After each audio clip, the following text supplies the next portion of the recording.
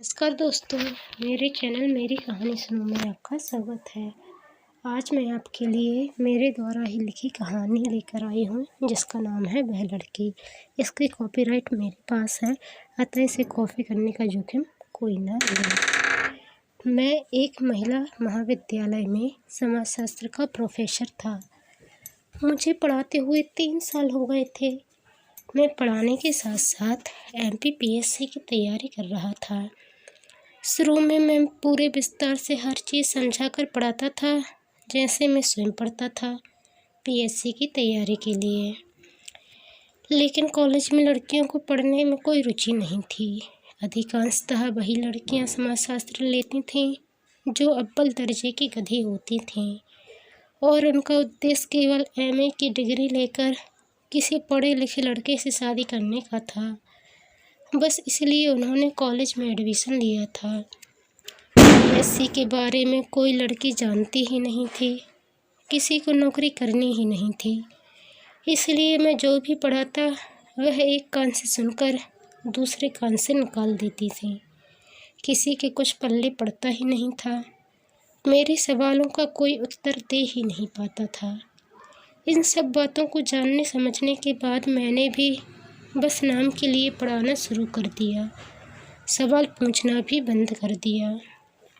Professor था तो class लेने तो जाना ही पड़ता था। क्लास में जाकर समय काटता, यदि मन करता तो पढ़ा देता, नहीं तो अपना ही पढ़ता रहता। लड़कियों की उपस्थिति जैसी पहले थी वैसी ही अभी थी, क्योंकि उन्हें न तो समय की कद्र थी न पढ़ाई की। बस घूमने घामने के उद्देश्य से कॉलेज जाती थीं। आज नए सत्र का पहला दिन था। नई लड़कियां थीं। आज पढ़ाने का बहुत मन था तो पहले की तरह अच्छे से पढ़ाने लगा। सोचा पढ़ाने के बाद प्रश्न करके देखूंगा कि लड़कियों की पढ़ने में रुचि है या नहीं। समाजशास्त्र कोई ब्लैक बोर्ड पर समझाने वाला विषय तो है नहीं, तो अपनी सीट पर बैठे हुए समझा रहा था। मैं ये देखकर दुखी था कि लड़कियां पढ़ाई पर ध्यान नहीं दे रही थीं। एक लड़की जो ठीक मेरे सामने बैठी थी, केवल वही मेरे पढ़ाने पर ध्यान दे रही थी। वह बीच बीच में मुझसे कुछ प्रश्न भी कर रही थी। उसकी पढ़ने में कुछ ज़्यादा ही रुचि थी। जब मैंने प्रश्न पूछे तो उसने सभी के उत्तर दिए। मुझे उसे देखकर ऐसा लगा जैसे वह BSc करके MA करने आई है, क्योंकि वह केवल रटने का प्रयास नहीं कर रही थी, बल्कि हर शब्द जिसका अर्थ उसे समझ में नहीं आ रहा था वह उसका अर्थ पूछ रही थी। और यह खूबी तो साइंस वालों में होती है। दूसरे दिन भी जब वह लड़की वैसे ही सवाल जवाब कर रही थी, मैंने पूछा कि आपने BSc की है? उसने कहा नहीं, 12th मैथमेटिक्स से की है, उसके बाद BA की है। BA क्योंकि BSc क्यों नहीं की? उसने कहा MPPSC निकालने के लिए। मुझे यह जानकर बहुत खुशी हुई कि वह MPPSC की तैयारी कर रही है और मैंने सिर्फ उसकी खातिर पहले की तरह अच्छे से पढ़ाना शुरू कर दिया। जब उसे पता चला कि मैं भी तैयारी कर रहा हूँ तो उसने मुझसे कोचिंग पढ़ने की इच्छा जाहिर की। वह गांव से आई थी और शहर में अपनी 2 कज़न बहनों के साथ रहती थी। मेरे घर पर कोई महिला सदस्य नहीं थी। माँ का देहांत हो गया था, बहन की शादी हो गई थी। घर पर मैं, पिताजी और छोटा भाई था जो उसी की उम्र का था और मुझसे 6 साल छोटा था, रहते थे। ऐसे में मैं ना तो उसके घर जाकर उसे पढ़ा सकता था, ना ही अपने घर पर उसे पढ़ने के लिए बुला सकता था।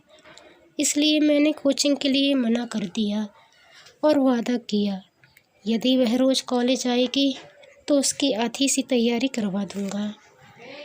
पढ़ाई में तेज होने के साथ साथ वह बहुत चंचल और बातूनी भी थी। मुझसे बात करने में बिल्कुल भी नहीं झिझकती थी। उसकी क्लास में सभी लड़कियों से पढ़ती थी। पढ़ाई के समय पर मन लगाकर पढ़ती और जब पढ़ाई नहीं तो बस गप्पे। वह दोनों ही रूपों में मुझे अच्छी लगती। जिस दिन वह कॉलेज नहीं आती उस दिन मेरा भी मन कॉलेज में नहीं लगता था। एक दिन क्लास के बाहर के बरामदे में कुछ लड़कियां शोर कर रही थीं।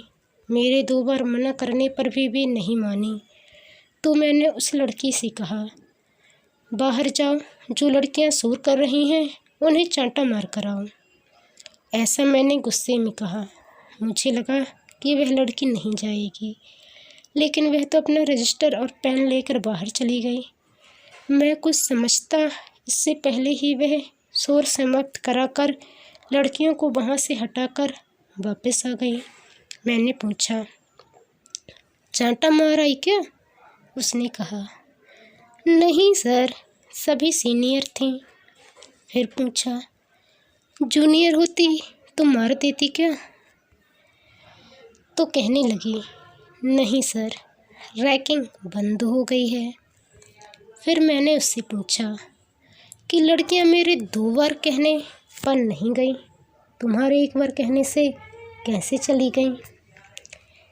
तो हंसकर कहने लगी, सर, लड़कियां आपके डर से ही भागी हैं, बस डराया मैंने है। मैंने चौंक कर पूछा, वो कैसे? तो उसने रजिस्टर और पेन दिखाते हुए कहा, इन हथियारों से। दरअसल बाहर जाकर उसने एक लड़की से नाम पूछकर रजिस्टर में लिखा और दूसरे का नाम पूछने लगी। उसे नाम लिखते हुए देख लड़कियां पूछने लगीं, नाम क्यों लिख रही हो तुम हम सब का? तो उसने मेरा नाम लेते हुए कहा, आपने सर की बात नहीं मानी, शोर कम नहीं किया, इसलिए आपकी शिकायत सर आपके घर भेजेंगे, वो भी लिखित में, और हो सकता है जुर्माना भी ले। ये बात सुनकर सारी लड़कियां चुपचाप वहाँ से चली गईं। मैं धीरे धीरे उसकी बुद्धिमत्ता का कायल होता जा रहा था। कॉलेज का आखिरी सेमेस्टर आते आते मुझे उससे प्यार हो गया था। मैं जानता था कि उसके मन में ऐसा कुछ भी नहीं है, वह मुझे गुरु का दर्जा देती है। ऐसे में मैं उससे अपने मन की बात नहीं कह सकता था, लेकिन शायद वह मेरे मन की बात समझने लगी थी, इसलिए उसे जब भी मौका मिलता वह मुझे अपने बड़े भाई के समान कह देती और मुझसे दूरी बनाती रहती। पहले की तरह मुझसे खुलकर बात नहीं करती थी।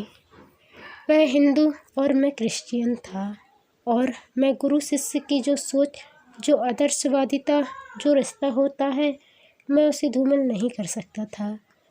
गुरु के सम्मान पर मैं दाग नहीं लगा सकता था, क्योंकि इससे मेरा कैरियर, सम्मान दोनों नष्ट हो जाते। इसलिए मैंने भी उससे कभी इजहार नहीं किया। मैं जितना उसे भूलने की कोशिश करता उतना ही उसकी यादों में खोता जाता। मैं ये किसी से कह नहीं सकता था, क्योंकि मैं जानता था कि मेरा प्यार कभी मुकम्मल नहीं होगा, और यह बात किसी के कान में पड़ गई तो उसे आग की तरह फैला ना दे। मैं किसी भी कीमत पर गुरु शिष्य के रिश्ते को बदनाम करना नहीं चाहता था। उसे ना भूल पाने के कारण मैं शादी नहीं कर पा रहा था। 2 साल बाद जब पीएससी के मेंस एग्ज़ाम में वह दिखी तो उसकी मांग में सिंदूर था।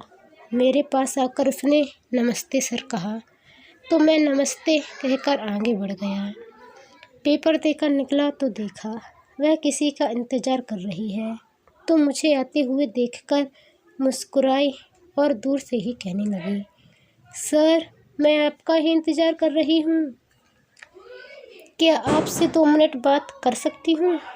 क्या मैं क्या कहता, हाँ तो कहना ही पड़ता। मेरे यहाँ कहती ही उसने पहला प्रश्न किया, सर, आपने शादी की? मैंने कोई जवाब नहीं दिया, तो फिर पूछा, बताइए न सर। देखिए, मैं तो सिंदूर लगाए हूँ तो आपको पता चल गया होगा कि मेरी शादी हो गई, लेकिन आपकी शादी के बारे में तभी पता चलेगा ना जब आप बताएंगे। बात को टालने की कोशिश करते हुए मैंने कहा, आपके हस्बैंड कहाँ हैं? आपको लेने नहीं आए? शादी कहाँ हुई है? क्या करते हैं हस्बैंड आपके? वह समझ गई कि मैंने शादी नहीं की है, तो थोड़ा गुस्सा होते हुए बोली, सर, प्लीज़ शादी कर लीजिए।